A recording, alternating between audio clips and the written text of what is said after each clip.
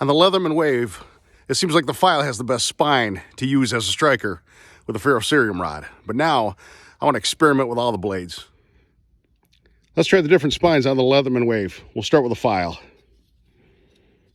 And again, that worked pretty good. We'll start with this duller side here. We'll try that again. Nope. As you can see, that doesn't really work.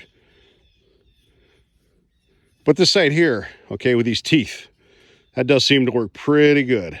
So we'll try that again. Again, can't do that at a 45-degree angle and pull that ferro rod away. Yeah. You see that works better. Let's try the other ones. Okay. This is the knife.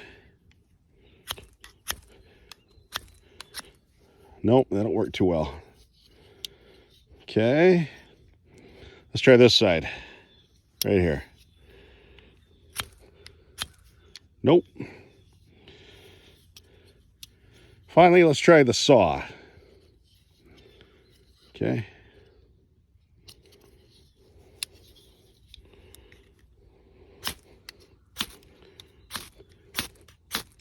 Actually, that looks pretty good.